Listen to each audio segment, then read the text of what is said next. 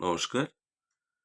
সপ্তশতী হোমের দ্বিতীয় পর্বের আজকে যে আলোচনাটা, সেটা হচ্ছে যে এই সপ্তশতী হোম কুণ্ডটা নির্মাণ করতেও সময় লাগে এবং এটা শ্রেষ্ঠ হয় তারাপীঠে করাতে পারলে। এবং সেখানে মোটামুটি আপনার ধরুন ৭ feet by ৭ feet, that means ৪৯ square ফিটের মতো জায়গা লাগবে।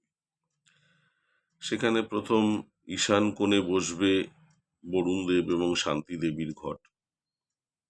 পূর্ব দিকে অর্থাৎ ঈশানের পরের যে জায়গাটা, সেখানে একটা ঘট বসবে, যে ঘটে মা দুর্গা, মা কালী, মহালক্ষ্মী, মহা সরস্বতীর পুজো হবে।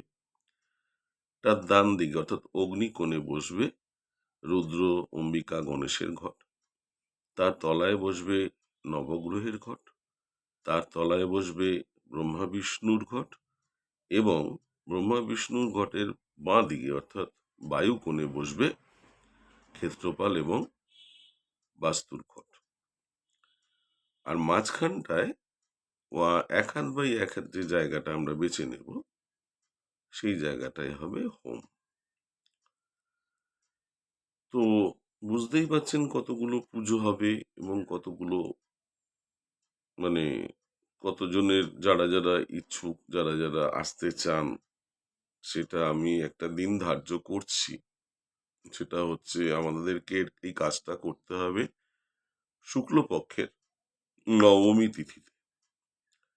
সেই হিসাবে আমি দেখতে পাচ্ছি যে ৬ই এপ্রিল ২০২৫ সাল, এই একটা দিন পাওয়া গেছে, ভালো দিন।